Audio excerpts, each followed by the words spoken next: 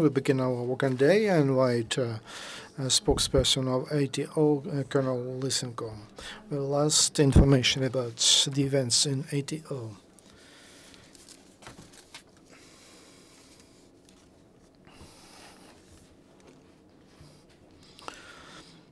Good afternoon, dear colleagues.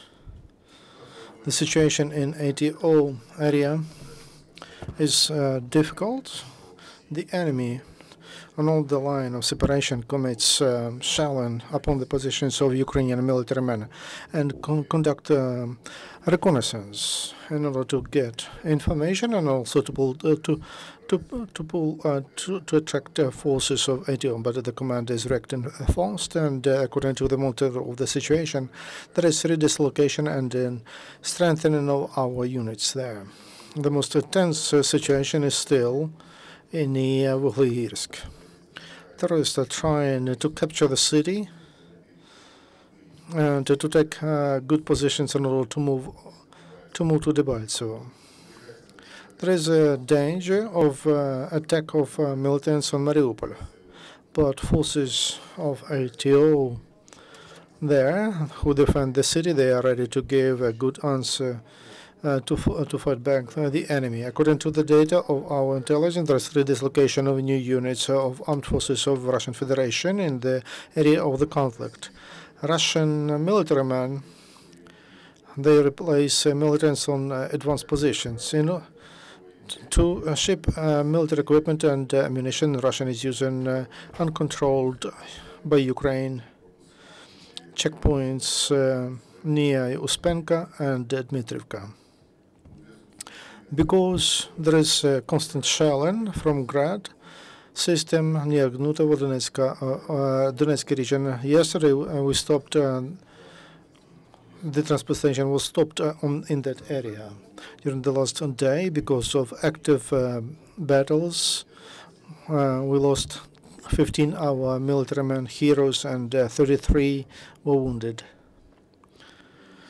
Militants systemically damage the region and they impoverish people. As because of shelling by terrorists in Avdiivka and Debaltsevo, there is no centralized water, electricity, and gas supplies. 12 towns in Luhansk region and 12 towns in Donetsk region completely or partially have no gas. In 62 towns of Donetsk region, they don't have electricity and no water. In Alchevsk, Krasny Luch, Petrivsk and Tratsitivsky district, Donetsk region, and also and other towns. According to the information, bakeries in Luhansk region, they have only reserve of the stock of flour only for 10 days. But on liberated territories of Donbas region, the Ukrainian authorities, they renovate everything. And we renovated central water, gas, heat supplies in district Schidny in Mariupol. We continue to connect to gas some private houses in Primorsk and Vinogradne. In Luhansk region, we supply back gas and water in Popasna and in Krymsk also, and also in Makarovo, Stanichno-Luhansk district. Because of worsening of the situation in Itylo, we continue to evacuate civilians from digest regions. Yesterday, from Debaltsevo, we took 310 civilians from Avdiivka, 60. From Shastia, 28 children. From Troitsk, Popasna district, Luhansk region, we took 62 people, 62 civilians on railroads in Slavyansk and Konstantinivka. Train stations, we opened transit points for citizens and they will be used not only as points for IDPs, but also centers to provide assistance, psychological and other assistance for IDPs.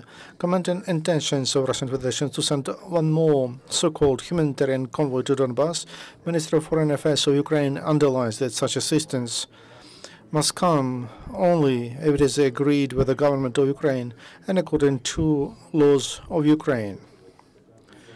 At the same time, Ukraine is open for humanitarian aid, which we receive from other countries and from international organizations, according to Minsk agreements. I remind that previous humanitarian convoys they moved to territory with route violation of all the requirements. Every time after such a humanitarian convoy, there were more shelling from militants upon the positions of ATO. Ukraine Special Services successfully destroy and arrest bandits and infiltrators. SBU, as a result of successful operation, they arrested Berkut militant who prepared terroristic attacks in Zaporizhia. From April 2014, he was fighting in Gan Prizrak, which is reported to LNR terrorist organization. Malfactor, together with other bandits, he committed terrorist attacks and he captured administrative buildings and he was kidnapping people and participated in armed attacks against ATL forces. Leaders of so-called LNR, they gave a task to him to commit terroristic acts in Zaporizhia in order to threaten population and to destabilize the situation in peaceful cities. And in his house, SBU found 2 grenades, F1 traumatic weapons, which was modernized, and also a lot of charges for Kalashnikov and knives and symbols of terrorist organizations. Also, they found evidence that he had a computer and there were files with maps of facilities and plans of his criminal intentions. Military counterintelligence of SBU, together with the units of armed forces, arrested near Sanzharivka, Luhansk region, Russian mercenary. His second name Gadzhiev, from 1973. He was born in Stavropolsky Krai, Russian Federation. He told that in December 2014, in Rostov-na-Donu, he was arrested by police for stealing a car. Then a major investigator suggested to Gadzhiev and other inmates that he would let them go if they agree to repair armed vehicles of militants in Luhansk region. 22 inmates for different criminal crimes, they agreed to go to Ukraine to participate in the work of illegal military formations.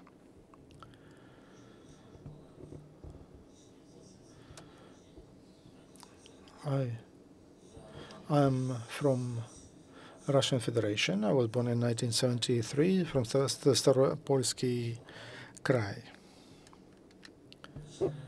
At the beginning of December, I came to Rostov region, and I was there with my friend. It happened that we took some guns, and but we were arrested, stopped there by Rostov police. And then they put me into the police station. I was there for 12 days. A major invited me and suggested if I and some other people, if we help, as he said, if we wash tanks from Greece, then he would close our charges. That's police from Rostov. They took our passports and in Rostov. And when we came to Donetsk, they gave them back to us. The one who took us from Rostov. How many people were with you? Agreed. How many people agreed to wash tanks? 3, I and 3 more. But in the car, there were 22 of us. They also offered to go and fix armed vehicles. I spoke to 3 of those people. Yes, they were also taken from police. So from Rostov, they Russian. What vehicle did they use? Gas 66. Then the guy from one man from Ukraine came, and we were given to him, and he brought us to Krasny Luch. Where did you cross the border with Ukraine? Donetsk. They checked our passports and they gave us passports back. Who did it? Russian custom officers.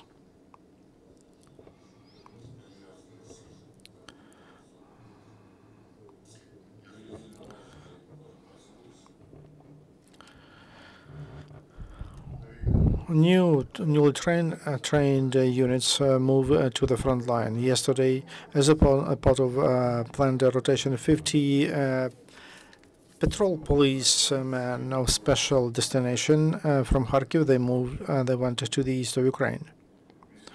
Military men of National Guards. They brave on checkpoints despite intensive shelling and clashes with militants and with reconnaissance groups. They are ready to do their service and to defend every meter of Ukrainian land. And Ukrainians are not leaving their heroes in trouble. From Lyceum students, they started to help Roman Lusev, who was wounded, and he was wounded during a fight with a terrorist in November 2014 during the fight for Stanitsa Luhanska. Now he's waiting for surgery, and his colleagues from police they helped to raise money for that. Patriots help our military men. Yesterday from Vinnytsia, they sent a humanitarian cargo for the needs of our people who fight and who live in the east of Ukraine. One car went to Severodonetsk and 3 more to Shastia, Trохizbinka, and Polovinka Luhansky region. All 4 cars will stay, and they will serve to our military men, and Ukrainians from Germany bought them. And also they raised and sent a microbus, minibus with humanitarian aid for children of IDPs in Svatovo. Ukrainian patriots from Popilne in Zhytomyr region sent it to our paratroopers armored vehicle. And this is the 3rd vehicle they repaired at that factory, and it was given to our 2 paratroopers. And the first one was a armored vehicle, then a bus, and then 1 more armored vehicle. Now they repair KAMAZ and 1 more BTR. A charity fund, Ridne Police for half a year, they sent cargos for our military men. Kevlar helmets and communication means, footwear, underwear, food, bandages, and a lot of other, a lot of medicine and individual first aid kits. That fund takes care of 10 units of ATO. In Dnipropetrovsk military hospital, people of Ukraine helped to repair, and in trauma department. And scientists of the Institute of Technical Heat Physics of National Academy of Science, they developed new dry food for our military men. This has the same number of calories, but its weight and not several kilograms, but its weight is 500, 600 grams. It's especially important during battles and during reconnaissance operations. New dry food kits, our military men like them, those who participate in ATO, and attention to residents of Luhansk and Donetsk regions. If they want to leave from dangerous areas, they need to speak local authorities or coordinate with the State Service of Emergency, and the phone is 101. code 04424473002, and the regional commissions on techno and on security, technogenic security, and 045711471, and the Donetsk region is 0629 phone 515901. All these phones working 24 hours. Your questions, please. 1+1. Could you verify information about Belarus? We have some our journalists there, and they say that our troops were not able to get in because there are snipers in buildings. And do you know something about that? And will we? I called your correspondents and received almost the same information from them, and also received information from our military men who participated in the operation. It's the city that turned into the town of resistance. There are positional battles, and they don't allow reserves to come for militants. So there is artillery there. That's why now there is a battle there, and no big changes now, but we are not going to leave that town. On one hand, on one side, we have our armed forces, and also on the other side, we have the militants. But because artillery doesn't allow the support to approach them. Ukraine, Chel, could you give more details about Debaltseve? Operational information about what is happening in Debaltseve, we don't have it yet. We have information that our military men hold their positions, and they help people to leave from Debaltseve, to leave the town. You saw how many, several hundreds of people left that town. It's under our control. Also, there are attacks from militants, but our military men don't leave the city. Associated Press. Yesterday there was a shelling upon Donetsk. Do you have any data?